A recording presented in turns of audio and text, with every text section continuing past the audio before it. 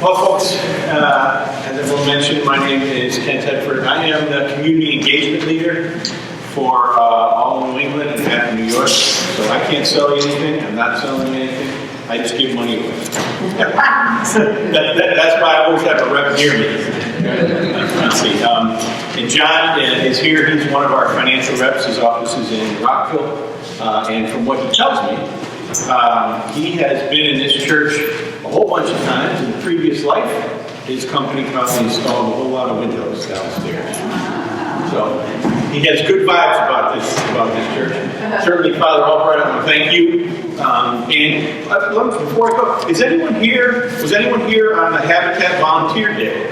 And he started, okay, that's right, I recognize you. So thank you to you, because it was because of you guys that we got Father Albright, and he finally dialed me up. And we took a few months, and then we finally connected, and so I'm here. So tonight is an interactive workshop, a lot of conversation. I'll be throwing questions out. Hopefully you'll be throwing answers and thoughts and things like that.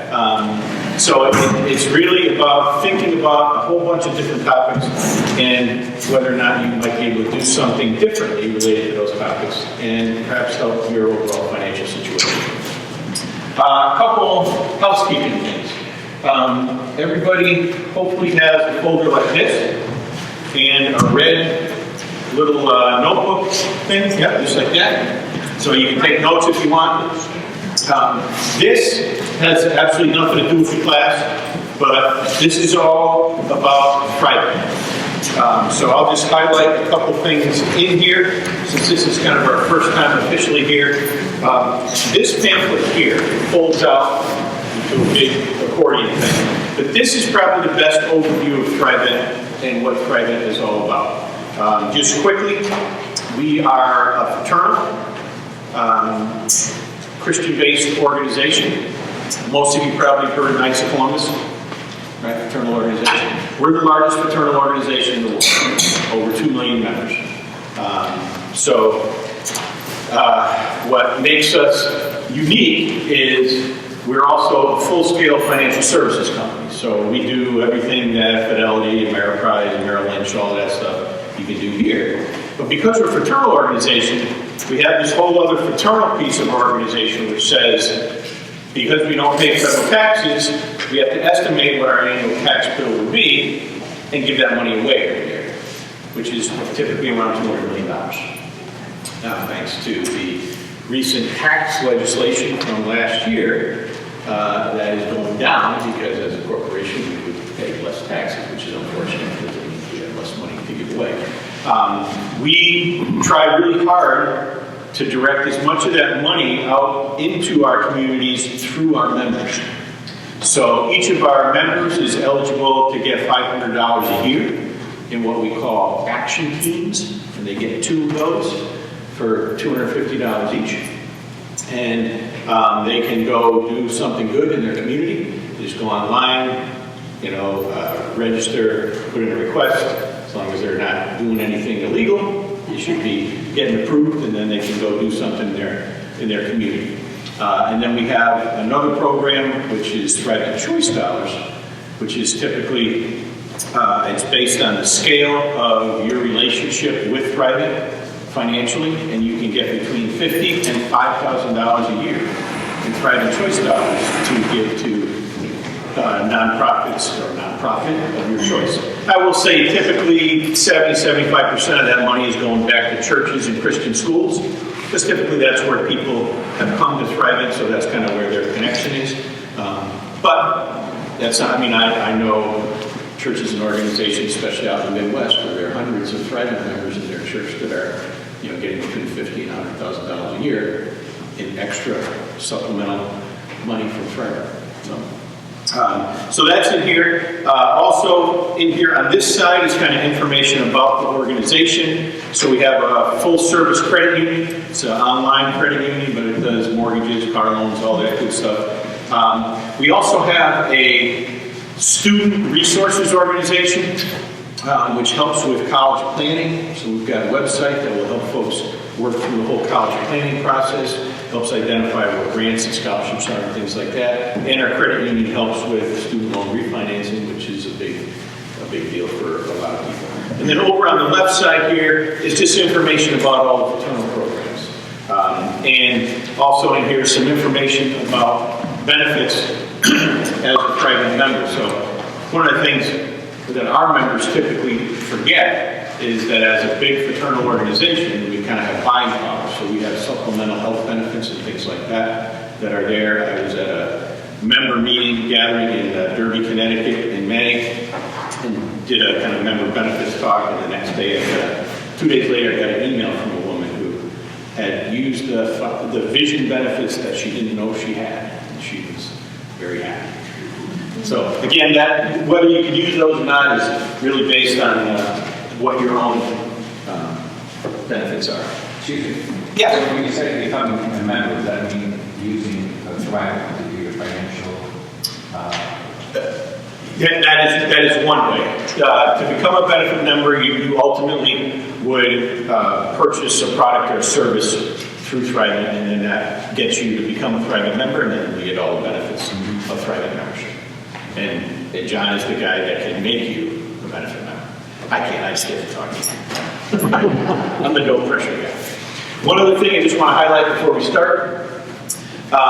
So Thrivent, its headquarters are in Minnesota and Wisconsin, but it's building a new headquarters building in Minnesota across the street from the old one, kind of a smaller facility and things like that. And so in doing that, they had to inventory all the stuff in the old building to move. And in doing that, they realized that they have the second largest Christian artwork collection in the world, behind our friends in Rome. No chance of catching up, so. But they were smart enough to call the folks in Rome and see if they would work with them. And what they did is they identified 40 of the art pieces of art that have a generosity theme, and then put this book together, which talks about all the pieces of art. So I will give this to Father Albright, and you guys can have this here in the church as a resource. I will say, it's probably one of the most professional things I've ever seen Trident do, so it's nice to be able to hand that to you guys. All right, the artwork is actually available. Yeah, to public. You can go to Minnesota, you can actually go through the collection. And in the new building, they're really setting up a place to really take a look at it. So if you're into art. Where in Minnesota are you located? Minneapolis, right downtown. All right, any other questions? All right, everyone should have one of these in front of them, okay? And you can now open that up. Let me know if anyone finds a $100 bill inside. That's mine.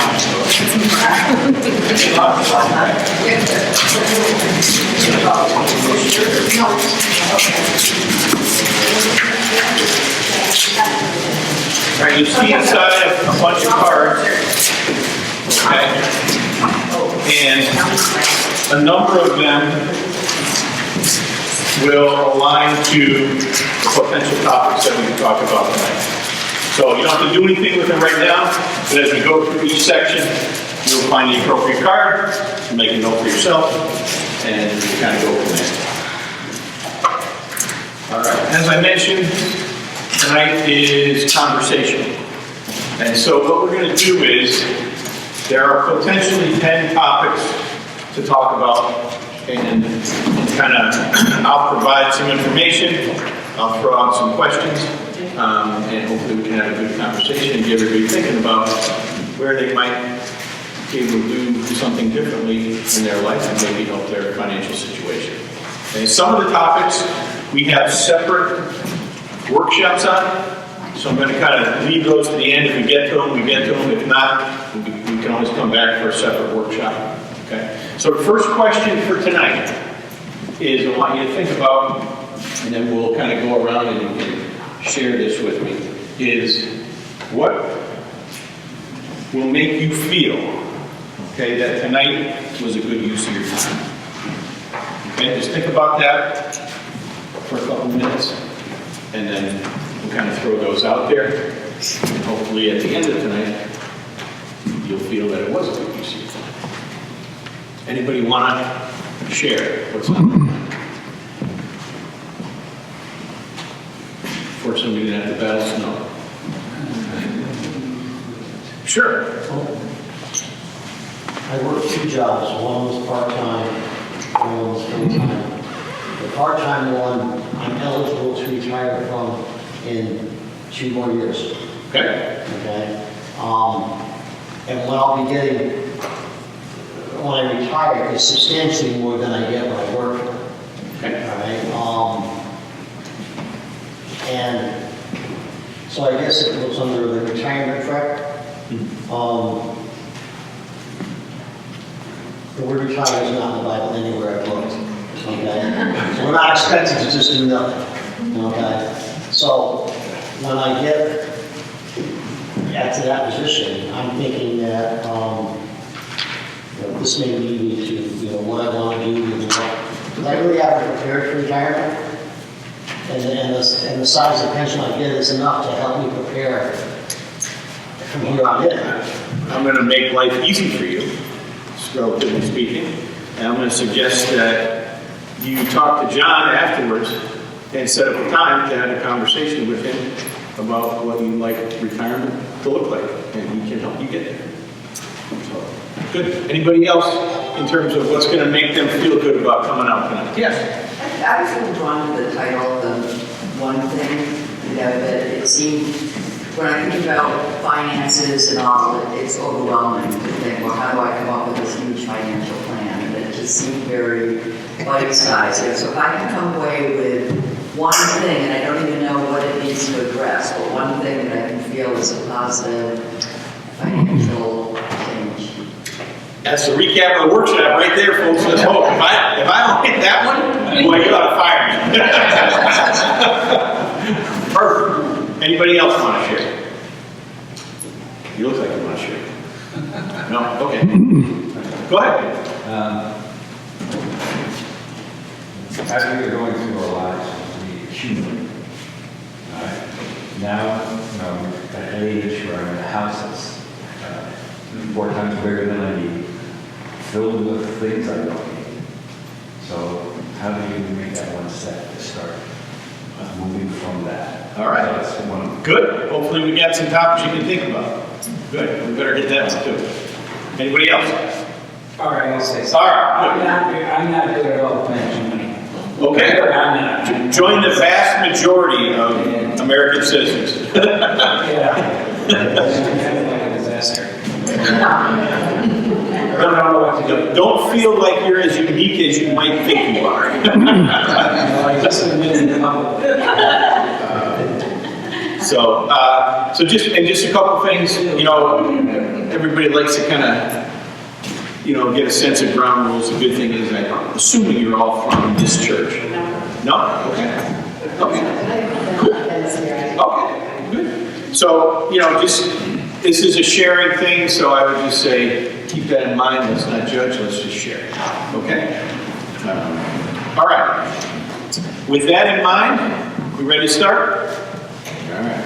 I'm going to start the first one with an easy topic about saving and spending. So we call this category Save More, Spend Less. Okay, so start to get your head hustling around that. So here's some facts about Save More, Spend Less. Couple years old, but I think really don't change much. 50% of Americans are living paycheck to paycheck. 57% of adults with a credit card balance carried past due once in the prior year. 50% of the adults say they could not cover an emergency expense of over $400 without having to borrow. Those are two interesting 50%. Okay. So, as you think about your income situation today, what if you lost your ability to earn income tomorrow? How would that affect? Not only cripples us, but everyone that depends on us. Okay. Agree with that? Anybody else? Would anybody be comfortable, aside from perhaps the physical situation that happened, to inhibit your ability to earn income?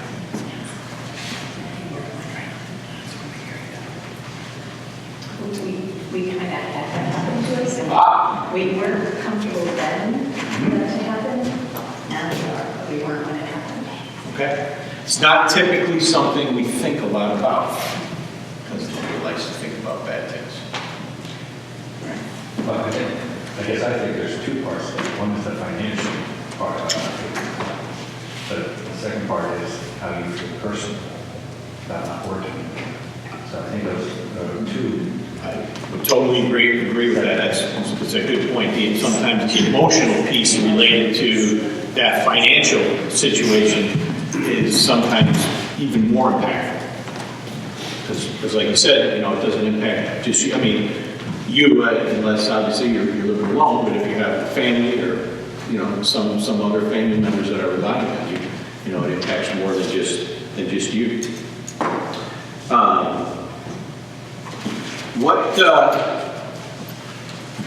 What's the difference between want and need?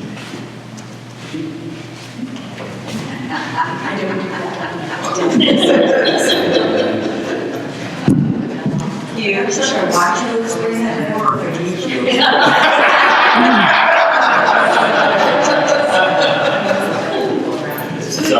So the need, right, is always what we can't do without. And the want is we'd like to move that into the category of we can't do without, but sometimes we're only kidding ourselves, right? And I would say, if you think about save and spend change, think about that at the top of the list. Wants and needs. Because I would offer that if you were to make one change from what you think is a need to identifying it as a want instead of a need, then you may, over time, have a ripple impact on your finances. And if you do that more than once, you'll probably have a bigger impact on your finances. Okay? And that's just taking a look at it. It can be, some of the examples are out to eat, entertainment, okay, things like that. Are there other things that we're doing that we like to do but don't really need to do? And I would not offer giving them all up at once, although if you want to go for it, go for it. But if you think about that one thing, okay, related to that topic, want versus need, you may be able to make an impact there. So, with that in mind, pull out your card that is for save more, spend less.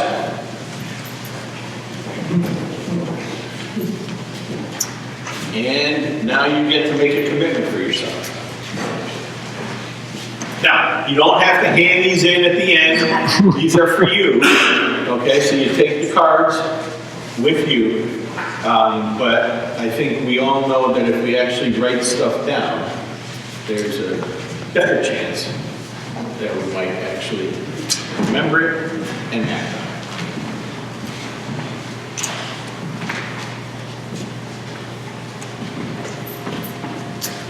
John, anything you want to throw in here as people are noodling on their cards? It's a very good exercise in identifying needs versus wants. When I was growing up, my father coined a phrase, everyone knows what they want.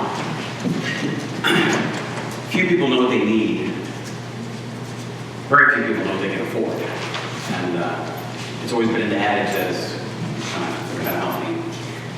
Of course, anyone raising kids these lines are greatly blurred when such and such of a person comes up and says, I need, right? Everybody else has. Yeah. John is familiar with that because John has 11 kids. 11. I heard correctly. Same life, no twins, no triplets. As one of our other reps says, you know, he just adopted his second child from China with disability, so they're accusing him of outsourcing. as the race within our region goes on. All right, does anybody want to share what they put on the card? Not a requirement, but if someone wanted to share, I certainly want to give them a chance. All right. We good to go forward? All right. Let's move on to the next category, which is always an interesting one, and perhaps one that you folks were Rose and Lou, one that you probably had to deal with on the fly, and that is protecting yourself and your family. So when we think about that, right, we typically immediately jump to life insurance. Right, that's kind of the immediate jump. But I would say maybe pause. Let's talk about a few other facts. And well, life insurance is certainly a good thing to be thinking about. In today's world, it's not the only thing. So here's a couple facts. Just over 108,000 Americans become injured and require medical attention every day. That's 4,500 Americans every hour. Let's kind of think about that. 56% of Americans admitted to having less than $1,000 saved. Kind of goes back, right? $400, you get an expense over $400, got to put it in and borrow to do it. Well, this kind of lets you know why that's happening. Estimated that only 42% of the adult Americans have a will. Have a will. Yeah, let me know if you can't hear anything. I'll repeat and I'll try to speak up. 36% of that 42% have children, at least one child under 18. Which is kind of risky.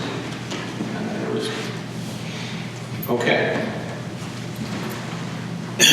So now, as we think about that, what are some of the things that we can do today to help prepare for the unexpected?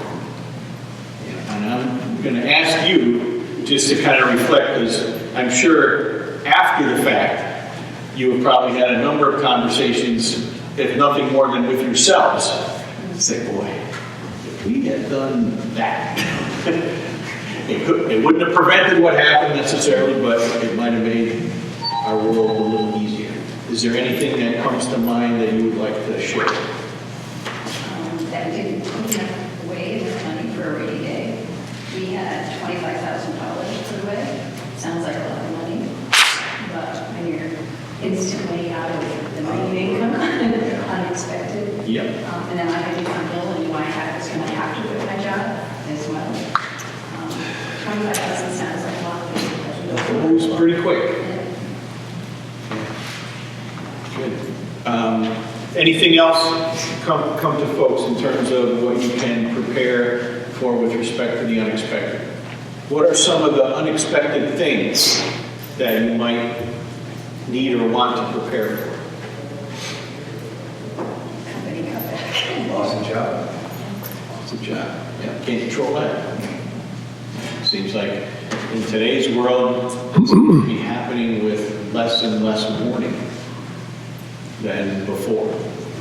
And certainly much more frequently that those changes are made. Significant medical diagnosis. Yeah.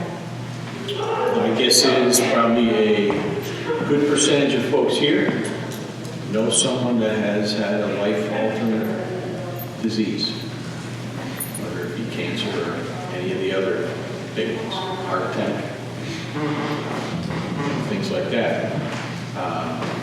And I will say this, and I know, I'm sure John has one or two stories of folks that he's run into, but it's the young family, right, that maybe has a couple kids, you know, and they're cooking along, maybe both spouses are working and going at it, and then boom, something happens to one of the spouses. And now it's a single parent family. And if they didn't have life insurance, in addition to all the emotional change that's going on, now they have a big financial issue. The interesting thing about life insurance is there's perceptions out there that it's expensive, so you can't afford life insurance. I would offer you can't afford not to have life insurance. Okay, depending on where you are in your life. And the same thing, you know, with respect to disability, right? I mean, you can be partially disabled, fully disabled, you know, and certainly the opportunity to have disability insurance is there. Sometimes it is, you know, like most insurances, you know, you hope you never have to use it, like your car insurance. You know, nobody hesitates at getting car insurance, okay? But, you know, cars can be replaced. You get permanently disabled, you might not be doing what you want to do, and you may be, you know, an extra effort for others in your family. So, you know, those are some things. John, anything in terms of the unexpected that you want to share in that? Anything that you run into that would be helpful? Well, I can share stories of people that didn't do proper planning and just having them come in late to situations where the damage is already done. And that's just not a fun place to be. So there's different ways of, when we think of financial planning, as much of the fun part of it is to help people achieve their goals, the forward, you know, are you investing right? Are you saving enough? What are the things, you know, to reach those goals? It's a two-ended arrow, and we always have to look at what are the things that can take the feet out from under you. So these things are part of the conversations. Doesn't mean that you have to do them, but we talk about both ends of the arrow. It's a two-ended arrow. One other thing that's very timely or prominent these days, right, is all the digital stuff, right? What happens if your identity gets stolen, right? You're not physically handicapped, you know, but some would argue that might be even more debilitating. You know, if somebody steals your identity online, and, you know, is off doing all kinds of things, ruining your credit rating, getting access to all your assets and things like that. So, you know, that's something that's very relevant to potentially think about. You know, are you doing what you think might be enough to protect all your digital presence and that. Anybody have anything else they want to share on that? Questions, thoughts? All right, you know the drill. Go find the card that talks about protecting yourself and your family.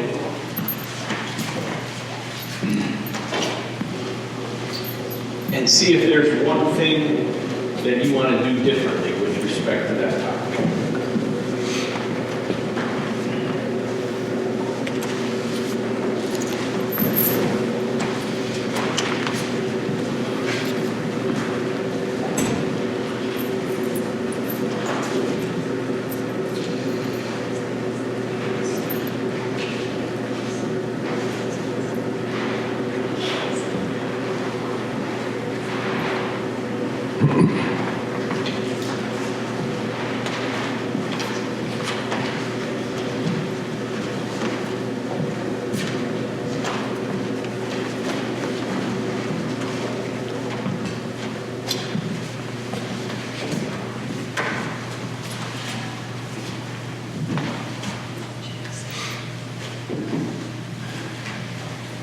Everybody good?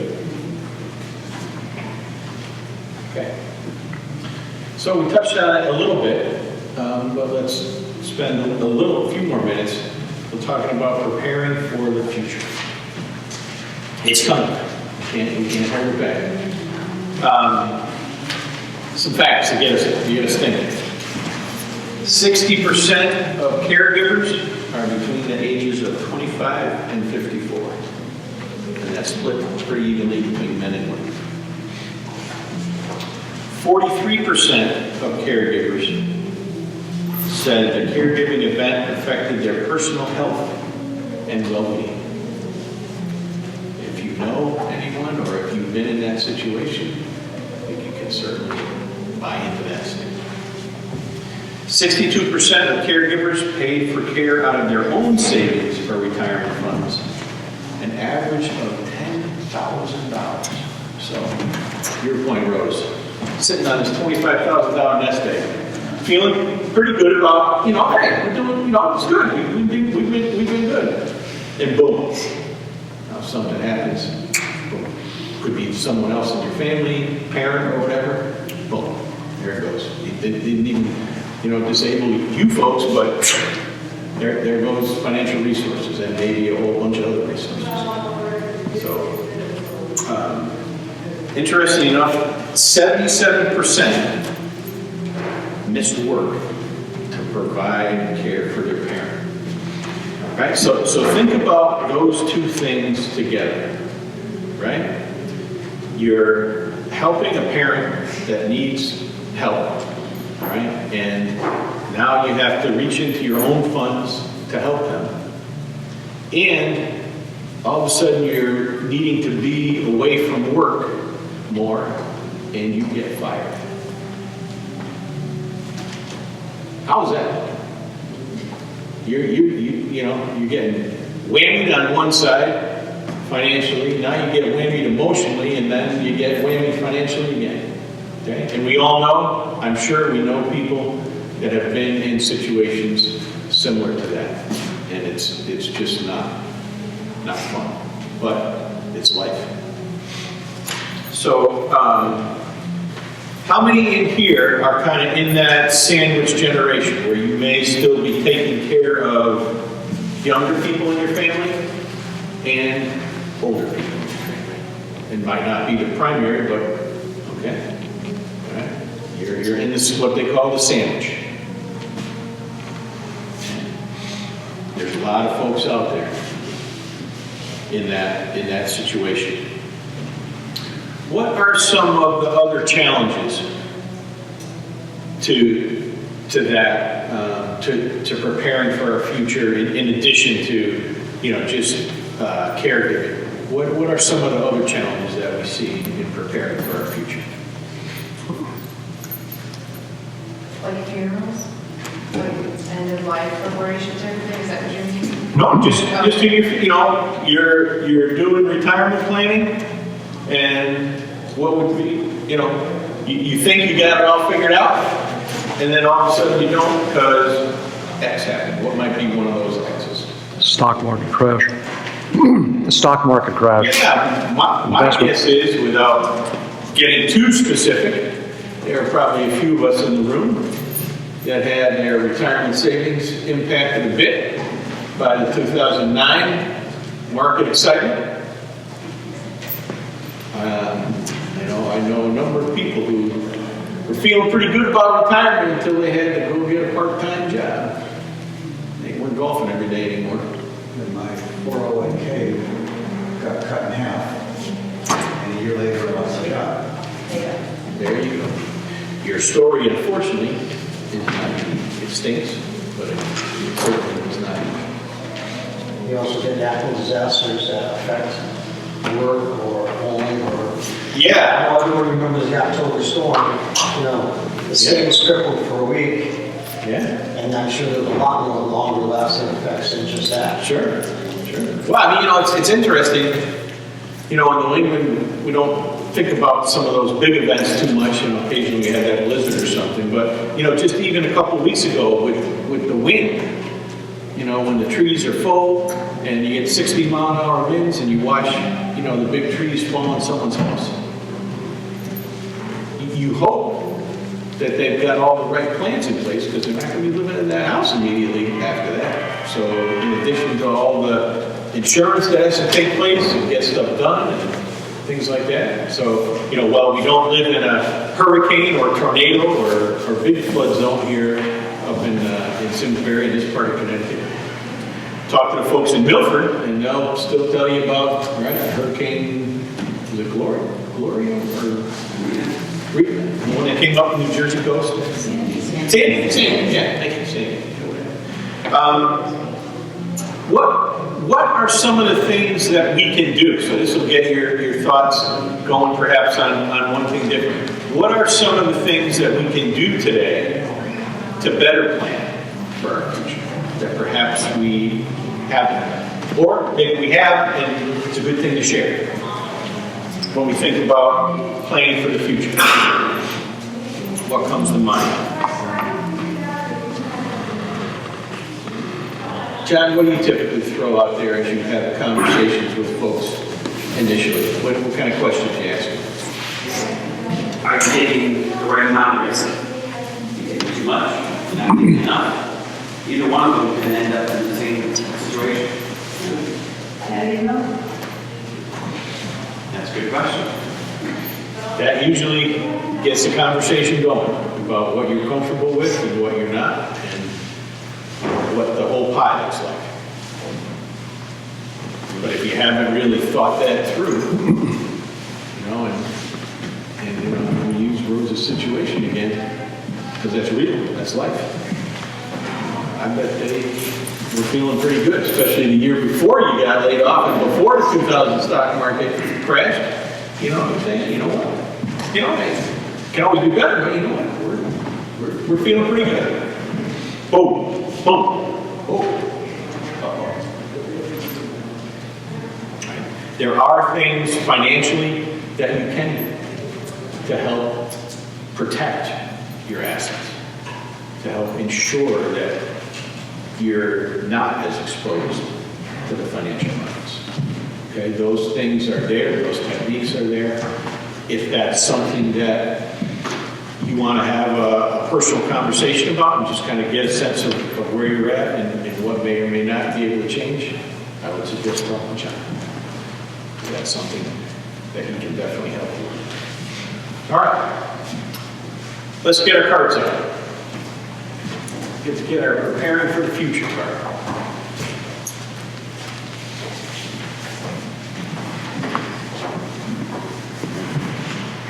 See if there might be something that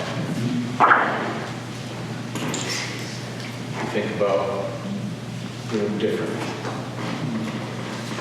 and prepare for the future.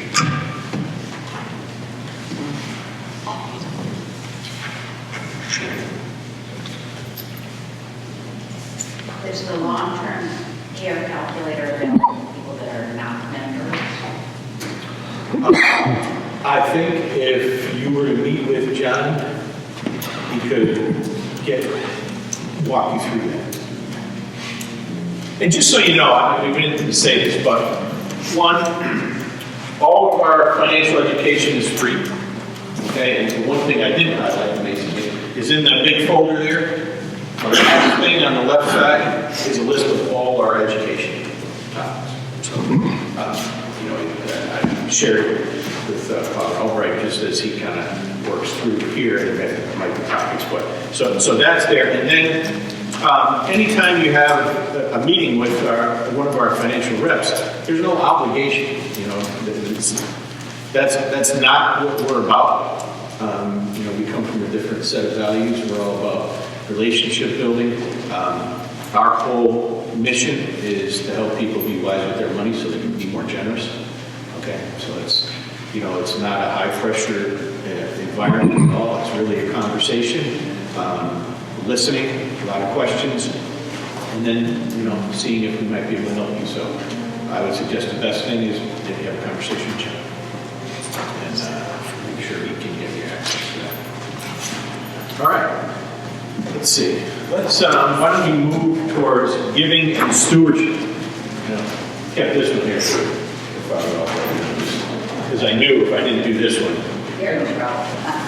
I would not be invited back. I felt pretty comfortable with that. All right, so just a couple thoughts on giving. The largest source of charitable giving comes from individuals. 71% of total charitable giving is from individuals. And we always read about the corporations writing the big checks, but a lot of those little checks. And stewardship offshoot, right? That's why we always hear right? If everybody is doing a little, right? The whole gets that. Certainly, yes, if somebody, one person wants to make a big change, they never say no to that. But, it really is about everybody thinking about their own situation and what works. Over 64 million people volunteered in a year. That is nearly 27% of the adult population. So I like to look at that fact from either side, right? It's a cool number, 64 million, big number, right? 27%, not so big. Okay. It's kind of like when we talk with our members. Last year, our members did over 140,000 action teams across the country. It's a big number. Big number. We have 4 million members.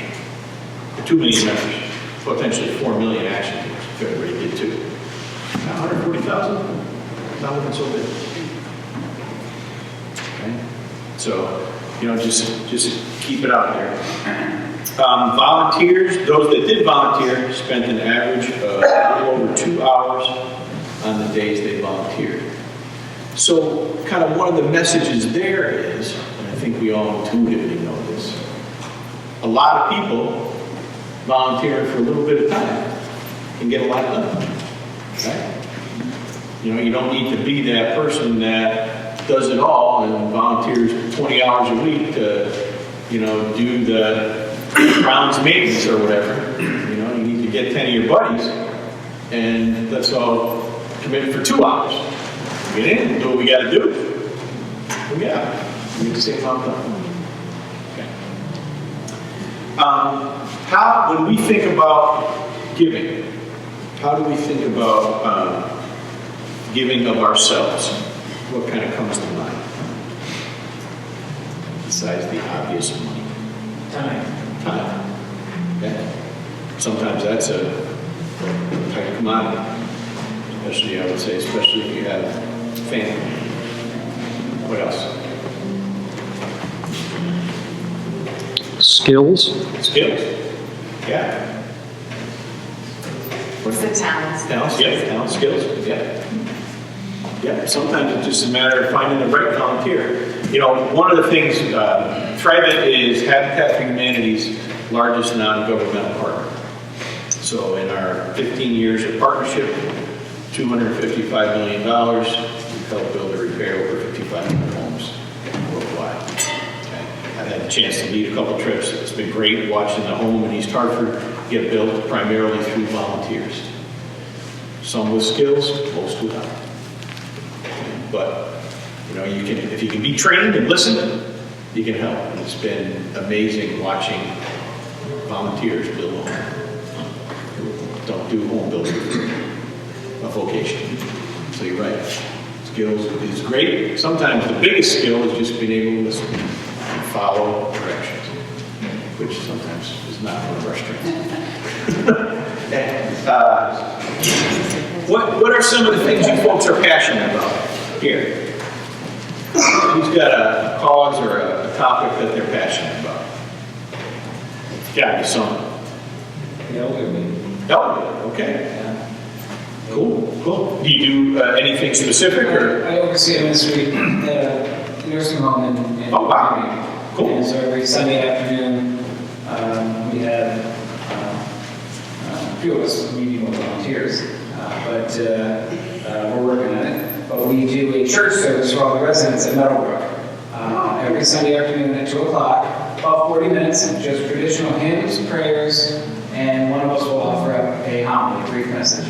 And the residents there love when we are there for them. I'm sure you do. And there are some Sundays when I show up by 1:30, and they're already lined up in the lobby.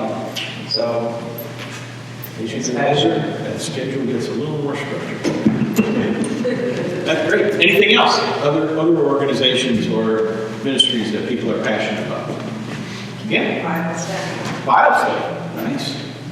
Nice. Making it available to all. Good. Good. Anything else? At lunch in the park, Now you got me there with that.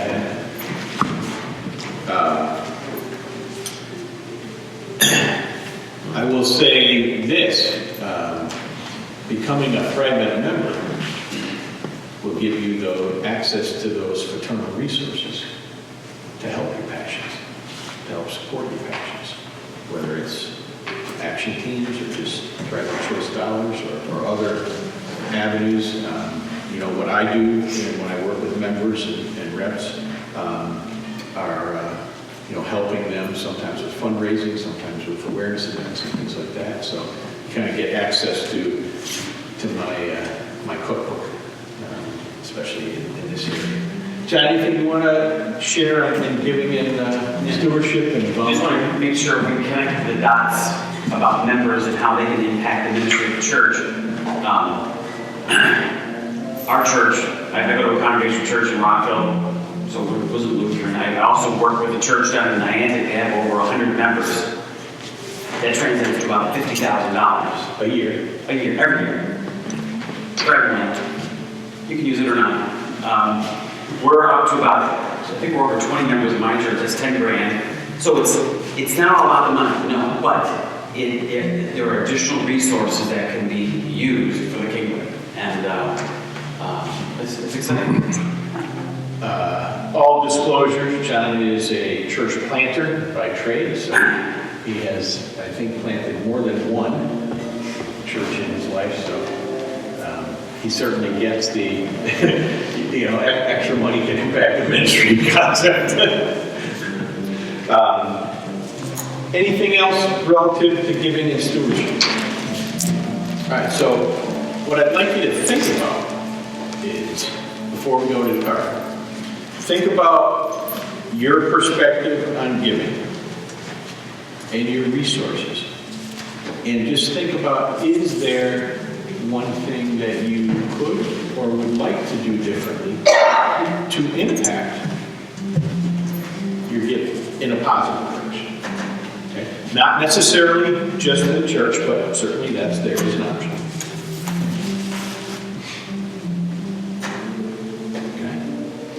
Now you can go to the giving and stewardship.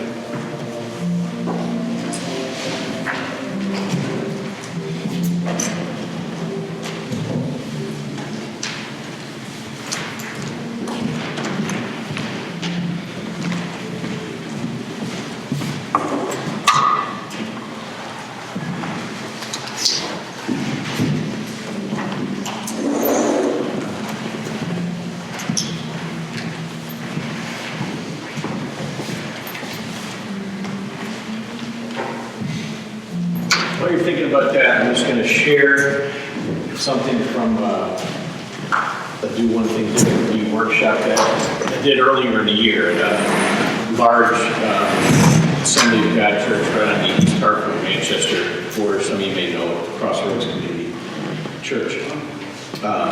And there was a gentleman in there, and he felt that he was in a pretty good financial position.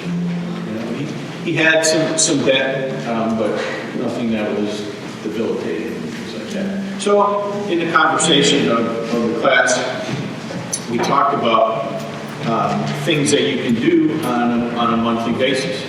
You can add a small amount to payments, whether it be mortgages, credit cards, things like that. And it's amazing, if you go out for dinner one less time a month, you apply that to any outstanding debt you may have, and you keep going. I think conceptually, we all know with paychecks, when we don't see it, we adjust to it not being there. So even from a savings perspective, right?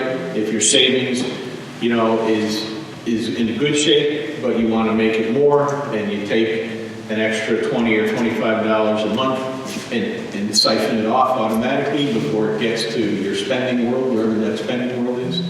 In a few months, you won't even realize that it's happening, and it's churning away, making things happen. Well, he came to another workshop. This workshop was in February. And so we did a whole series of workshops throughout the year. And he came to another workshop in June. And between the workshop in February and June, he had paid off all his debt. He didn't think it was really bothering him, impacting, it was kind of there, it wasn't impacting his way of life. But when it was gone, it definitely impacted his life.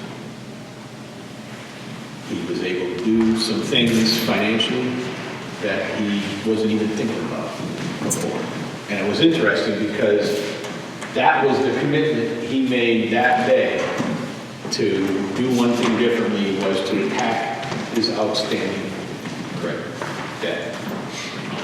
And it wasn't anyone that, was in a need, got to do this, but it was very interesting to see the impact on his life. So sometimes, it doesn't need to be a really big thing. It can be a bigger thing, but it can also have a big impact. All right, we have time for one more section. All right, if you guys are up to it. All right. And let's talk about legacy. Because this is always an interesting topic. Legacy. Yep. So,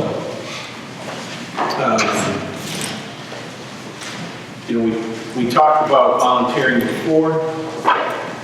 Most adults spend 52 hours a year volunteering. Kind of interesting. The top 3 types of organizations supported through legacies, which is, charitable effort of some type, are religious, educational, and youth. And sometimes the religious and educational are hand in hand, because sometimes there's a religious educational school or whatever that's going on.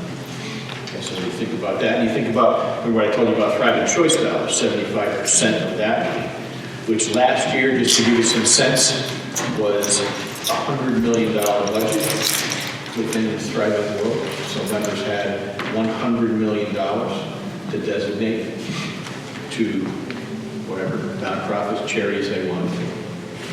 Sadly, only 45 million of that was directly designated by our members. The other 55 million gets designated, but it goes through the corporate.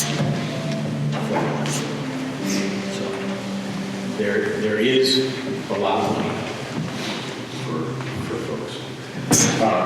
Here's the other interesting thing. 41% volunteer because they were asked. And I always think about having that.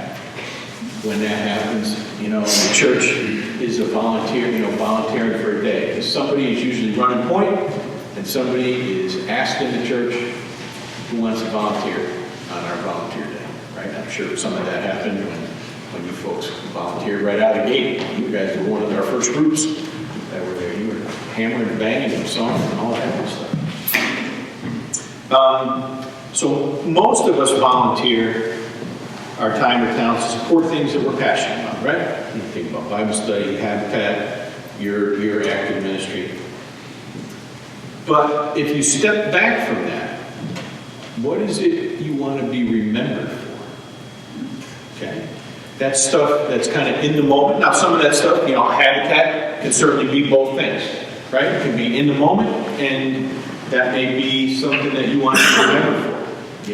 Doing something that lets Habitat be positively impacted long after you're gone. Okay. Another organization that is always available to do that with is obviously the church. Okay. And interestingly enough, when we think about, and I use Habitat as an example, but certainly we also do this with churches.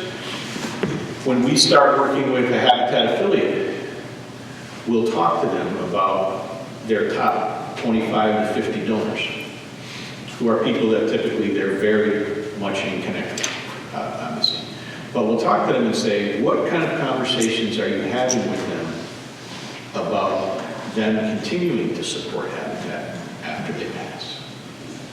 Is it just now? Have you talked to them and helped educate them on planning for that legacy? You know, the top 25 to 50 people for Habitat affiliate, you know, those are some fairly high-powered people. But they don't always, as John will attest to, just because you have resources doesn't mean you're planning to. Something to think about there. Here's one to think about, Sharon. Is there something that you want to do to make a difference for the next generation? Anybody want to share anything that comes to mind? Locally, or you mean like in the family? I'd say either.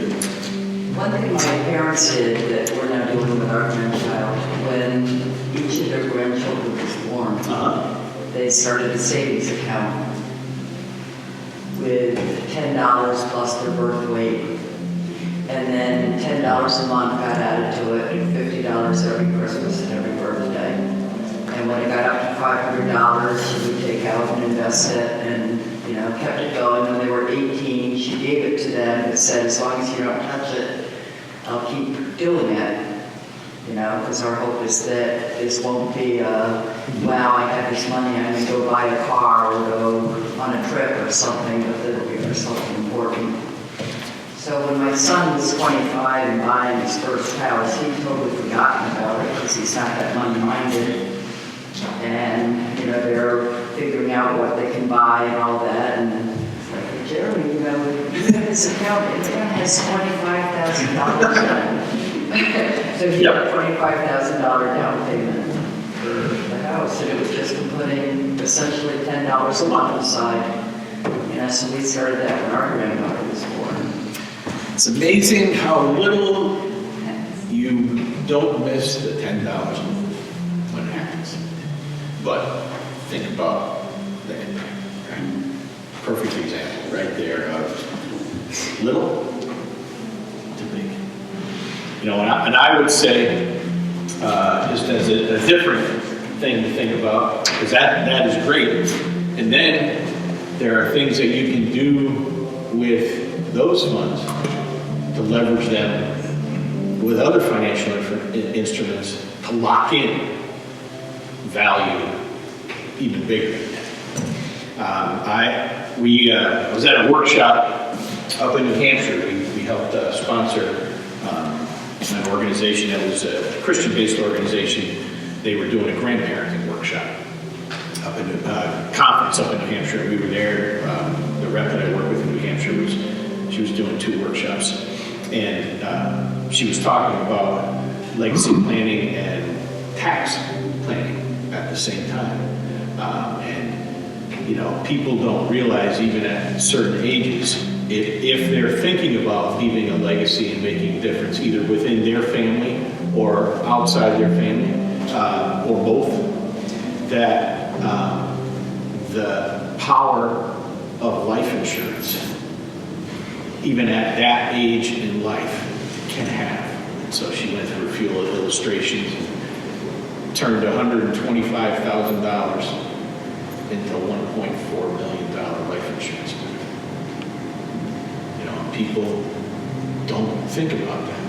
It doesn't need to necessarily be on that scale, but you can change the scale and have another impact. So if you think about things, whether they're family, which that's a great story, I'm telling like that.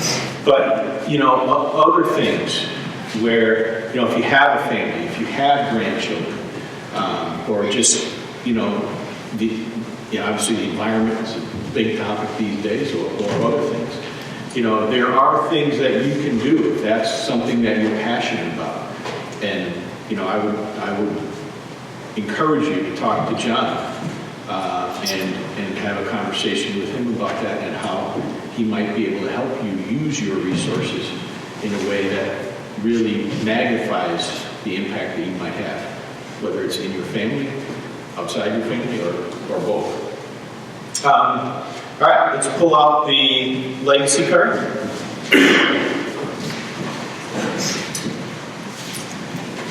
And so think a little bit about legacy. Sometimes we live so much in the moment that we don't spend much or any time at all thinking about what happens after the moment. And might we be able to do something to positively impact that?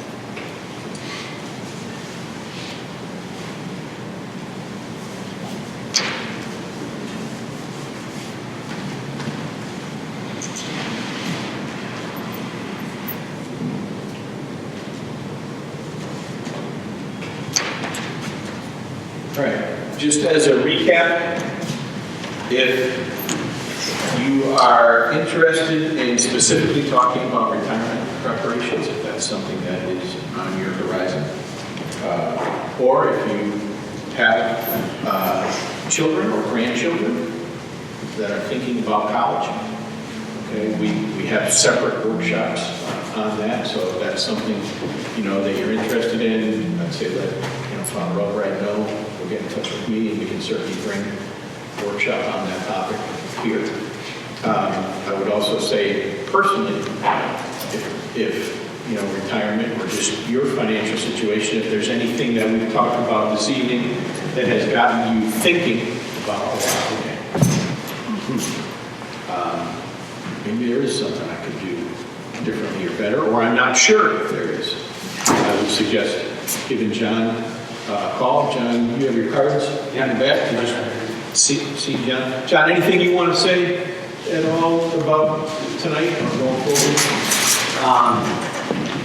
There's one thing that might seem really specific, but it has a broad enough appeal as I meet with clients, is we always have to have an eye toward the tax situation that we're in. And this applies to almost every age and stage. Hopefully, with the tax changes, we haven't seen a drop in giving because of the standard deductions. But there are bundling techniques where you can, more than 1 year's worth of donations, you can bundle to be able to get the larger tax deduction and be able to use donor advised funds and various ways of still being able to give and take advantage of itemization.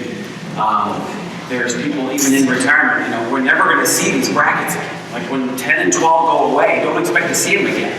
What are those opportunities that are going to sunset that we can talk about? I mean, there's all kinds of things that present as opportunities that really have an impact toward where we're sitting, right here in your home church. So I'd be honored to sit and to meet with you. We can do it over the phone too if you want, if you're more comfortable with that. Anyways, glad to be here. Thanks, John. All right, in the cards, one of the cards is an evaluation. Just before you do that, was tonight worth the hour for you? Get something to think about? Okay, good. And that card you can leave right on the back. Go ahead and fill out the evaluation card, and then you can leave it on the black table in the back. Does anybody have any other questions, comments, thoughts? All right, we have one last thing to do. I know you guys thought you were. But once you have completed your evaluation card, that you all been wondering what those heart stickies are all about. Now they're going to come into play. You're going to write down on that the one thing that you are going to do different, that you are committing to today. It can be on one of the topics we talked about. It can be on something else, whatever. Put that on the sticky and just put it up here. You don't have to sign it or anything. Just put it right up on on the big board here on the way up. And while you're doing that, I would like to again thank you for opportunity for me to come out and talk with you folks. Hopefully this is the beginning of a relationship with Thrivent here at the church, and hopefully we can continue to look for opportunities to partner and run alongside some of your ministries and hope that will happen in an even better and stronger way.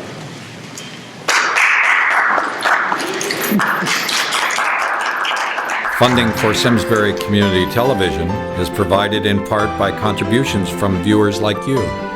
Thank you.